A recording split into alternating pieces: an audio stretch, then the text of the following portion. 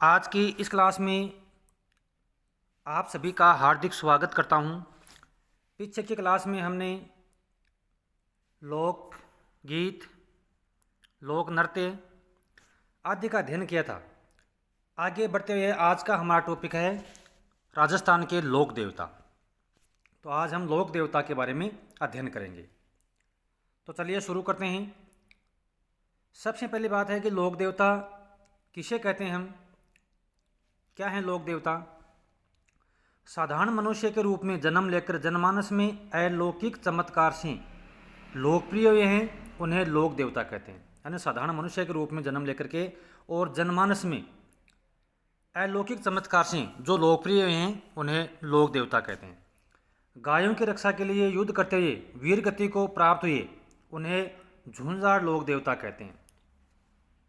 झुंझार लोक देवता किनको कहते हैं? जो गायों की रक्षा के लिए युद्ध करते हुए वीर गति को प्राप्त हुए, उन्हें झुंझार लोक देवता कहते हैं। फिर आगे आता है पर्चा। पर्चा का नाम आपने सुना होगा। लोक देवता के अलौकिक चमत्कार को पर्चा कहते हैं। फिर आता है मीठे मामा। ऐसे लोक देवता जिनके सामान्य भोग लगते हैं, उनको मीठे मामा देवता कहा जाता है। इनको ग्राम रक्षक देवता भी कहा जाता है। खारे मामा।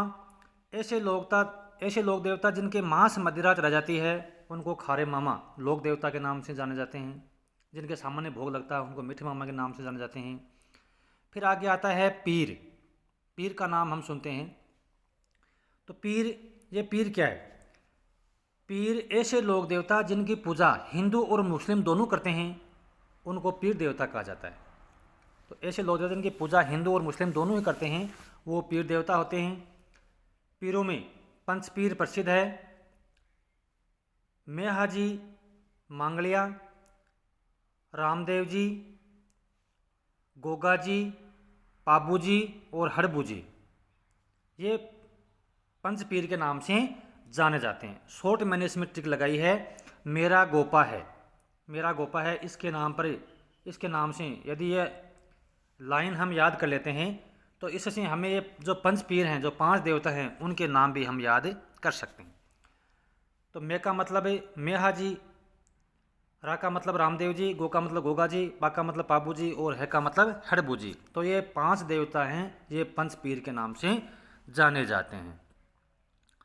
अब हम सबसे पहले लेते हैं पाबू जी।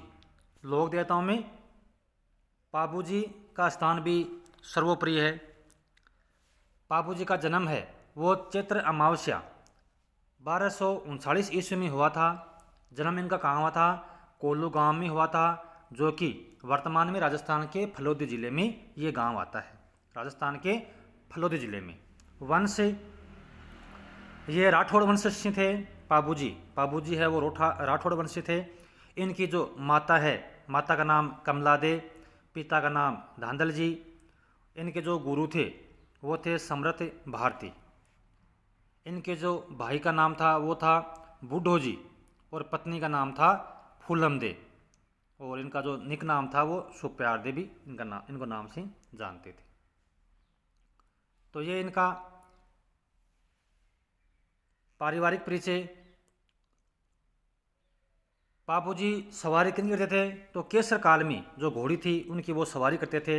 इनकी जो बहन थी वो सोनाबाई और पेमाबाई, 2 इनकी बहन थी।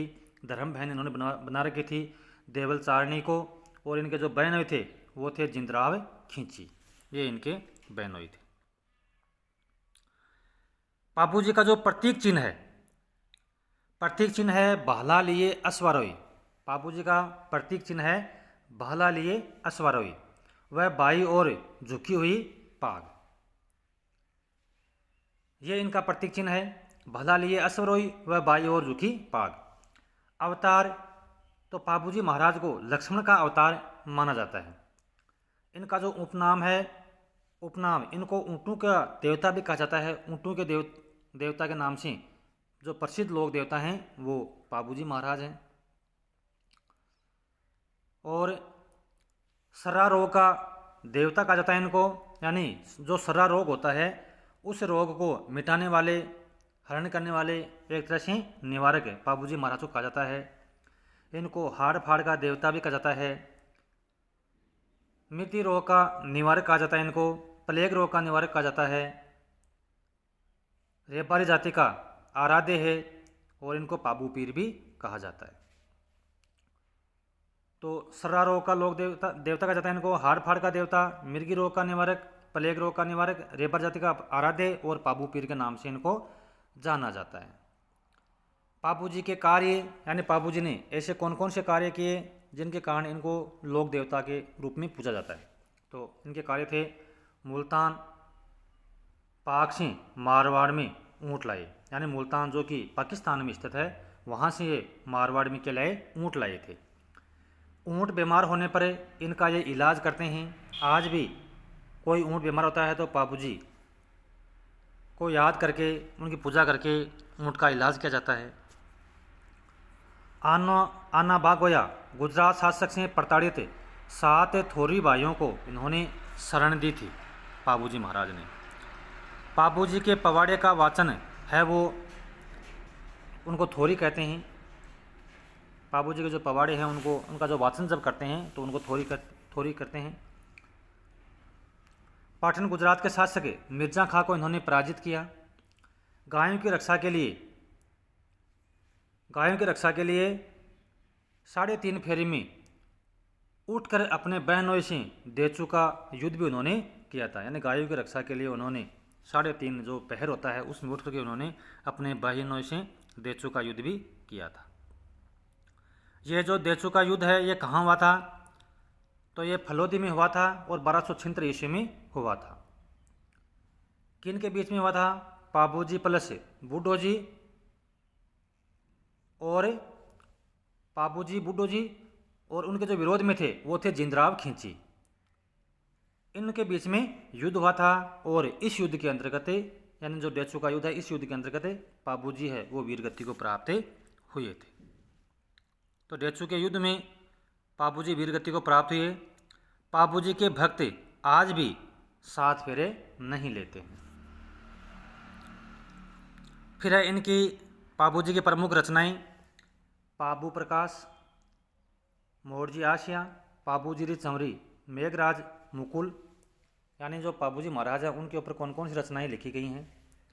तो पाबू प्रकाश ये मोरजी आशिया ने, पाबूजी री चंवरी मेघराज मुकुल ने, पाबूजी री बात लक्ष्मी कुमारी चुड़ावत ने, पाबूजी रा सोटा रामनाथ कविया ने, पाबूजी रा गीत बांकीदास ने, पाबूजी रा दोहा मेहराज बिट्ठू ने, पाबूजी रा छंद है थोड़ा सा यहाँ पर उल्टा हो गया, पाबूजी रा छंद मेहराज बिट्ठू ने लिखा था और पाबूजी रा दोहा ये लक्षराज ने लिखा था।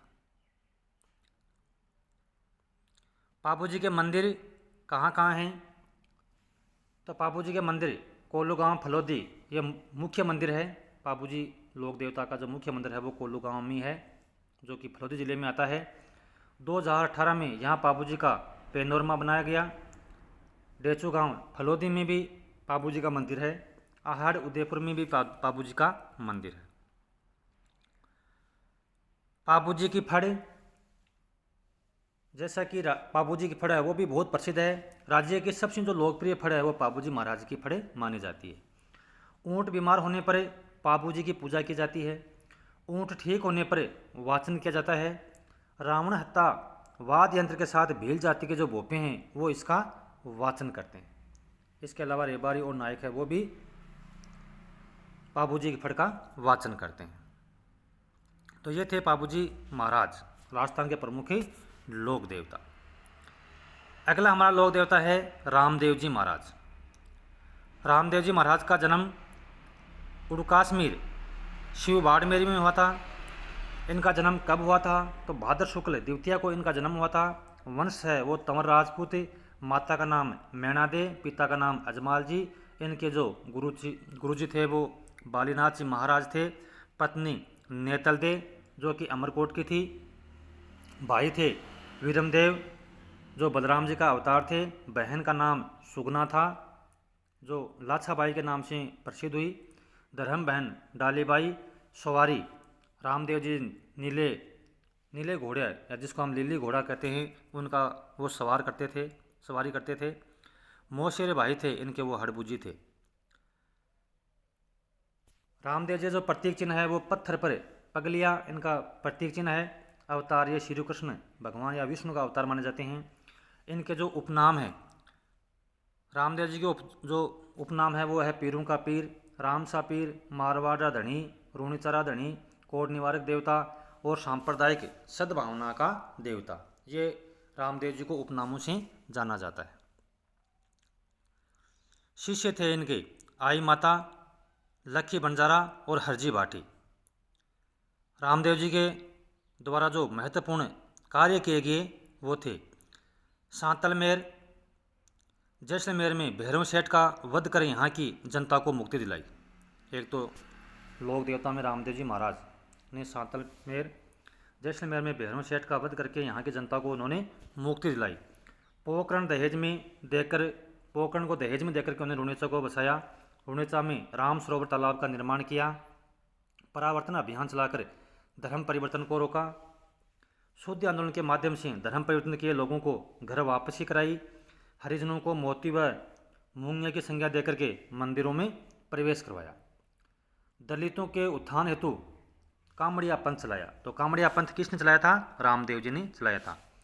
छुआछूत को समाप्त करने हेतु गाँव में जन्मो नायक कार्यक्रम चलाया। एकमात्र कवि लोक देवता थे जिन्होंने 24 वाणियाँ लिखी और सर्वाधिक 24 पर्चे है वो रामदेव जी ने दिए थे। रामदेव जी से संबंधित शब्दावली ब्यावले। रामदेव जी की भक्ति में गाए जाने वाले जो गीत हैं उनको ब्यावले कहा जाता है। 13 ताली भक्ति में किया जाने वाला जो नृत्य है वो उसको 13 ताली नृत्य के नाम से जाना जाता है। बहुत ही इम्पोर्टेंट प्रश्न है 13 ताली नृत्य।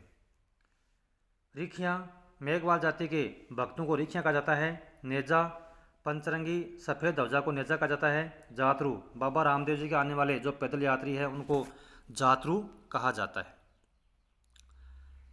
जम्मा, बाबा रामदेव जी के जो रात जागरण है उसको जम्मा कहा जाता है। अब देखो रामदेव जी के प्रमुख जो केंद्र हैं वो कौन कौन से हैं? प्रमुख केंद्र में सबसे जो प्रमुख है वो है रुणेचा, जो कि पोखरण जैसलमेर में है। ये रामदेव जी का मुख्य पूजा स्थल है। यहाँ रामदेव जी ने जीवित समाधि ली थी। 1458 ईस्वी में समाधि ली थी। मंदिर का निर्माण महाराजा गंगा सिंह ने करवाया था। ये रुणेचा पोखरण जिसके अंतर्गत रामदेव जी का जो मुख्य मंदिर है उसके अंतर्गत रामदेव जी यहाँ जो मंदिर बना हुआ है इसमें रामदेव जी ने जीवित समाधि ली थी 1458 ईस्वी में और मंदिर का निर्माण किया था महाराजा गंगा सिंह ने। दूसरा है बिराटिया ब्यावर में। तीसरा है मसूरिया जोधपुर में। यह रामदेव जी व उनके गुरु बलिनाथ की प्रतिमा है यहाँ पर। हल्दिया अलवर में रामदेव जी का मंदिर है। जूनागढ़ गुजरात में सबसे छोटा रामदेव जी का मंदिर है और यह दूसरा रामदेव जी का मंदिर है। इसके अलावा खंडियावास अजमेर में, इसे राज्य का दूसरा रामदेवरा कहते हैं। सुरताखेड़ा चित्तौड़गढ़ में भी रामदेव जी का मंदिर है। तो आज की इस क्लास में हम केवल 2 लोक देवताओं के बारे में ही हम अध्ययन करेंगे। बाकी के जो लोक देवता हैं उनका हम आगे की क्लास में अध्ययन करेंगे। इसी के साथ आपसे आज्ञा लेते हैं। जय हिंद, जय भारत।